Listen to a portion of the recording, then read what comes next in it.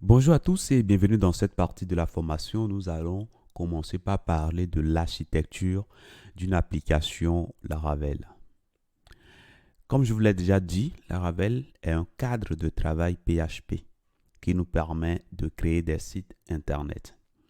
Donc, l'architecture qui est souvent utilisée, pour ne pas dire la plupart du temps utilisée, c'est l'architecture MVC.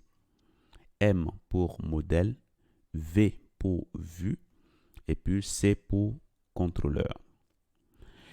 Et donc, le modèle, c'est tout ce qui a trait aux données. Donc, lorsqu'on crée une application complexe, cela nous arrive parfois de stocker des données dans des bases de données pour pouvoir y accéder à n'importe quel moment. Donc, c'est grâce au modèle qu'on arrive à stocker ces informations de manière persistante dans une base de données. Ça peut être une base de données MySQL, SQLite, etc., etc. Okay? Donc, c'est grâce à la couche modèle qu'on arrive à stocker, mais également à manipuler ces données-là. Quand on parle de manipulation, c'est tout ce qui a trait déjà à la récupération, la modification, la suppression, etc., etc. Voilà.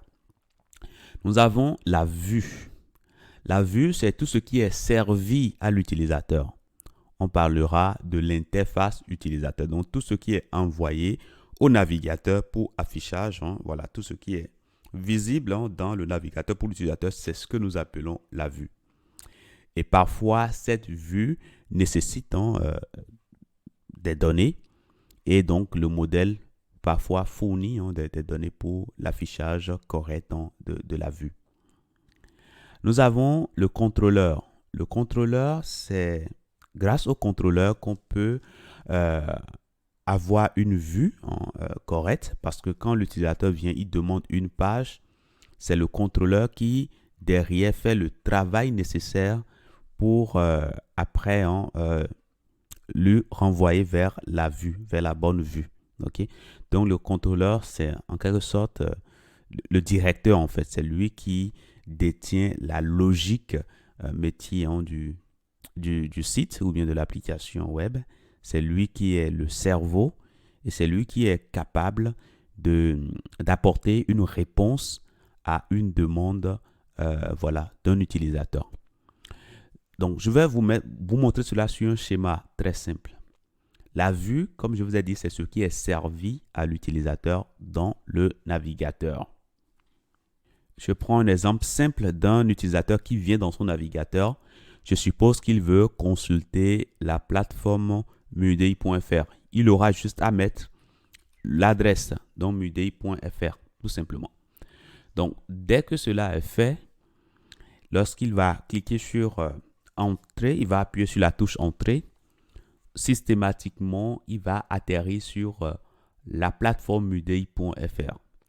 Alors, ce que nous constatons ici, c'est que nous voyons des choses, nous voyons des images, nous voyons du test, du contenu textuel, etc., etc. Donc, tout ce qui est visible pour nous ici, c'est ce que nous appelons l'interface utilisateur et c'est bien la vue. En Laravel, cette vue est gérée avec Blade. Blade, c'est un moteur de template qui permet de produire l'affichage attendu par les utilisateurs. OK? Voilà. Maintenant, oui, bien sûr, plus tard, vous allez constater que on peut se passer également de Blade, utiliser les librairies JavaScript telles que React, tels que Vue.js, etc., etc. Mais le moteur de template principal qui vient avec Laravel, c'est bien Blade. Donc, je disais tout à l'heure qu'il y a le contrôleur qui est le cerveau. Donc, du moment que je viens ici, je mets mon adresse ici et je lance, il y a un routeur qui va se mettre en jeu, qui va déterminer le bon contrôleur qui va pouvoir nous renvoyer toutes les informations nécessaires pour cette page et donc va envoyer une demande vers ce contrôleur-là. Le contrôleur, c'est le cerveau. Le fait pour moi de mettre ici mudei.fr ici, le navigateur, ça ne lui permet pas de nous répondre. Il faut qu'on aille vers le contrôleur et c'est le contrôleur qui pourra dire « Ah, tiens, voici les informations qui sont nécessaires » et qui va envoyer ces informations-là directement à la vue pour affichage. Et c'est cela qui peut permettre l'affichage que nous avons ici. Mais il arrive des fois que le contrôleur à lui seul ne soit pas en mesure d'envoyer toutes les informations nécessaires à la vue pour affichage. C'est le cas, par exemple, lorsque nous sauvegardons des données de manière persistante. Donc, la mémoire du contrôleur n'est pas une mémoire persistante dans le temps. Donc, c'est une mémoire qui est consultée et aussitôt consultée, aussitôt détruite.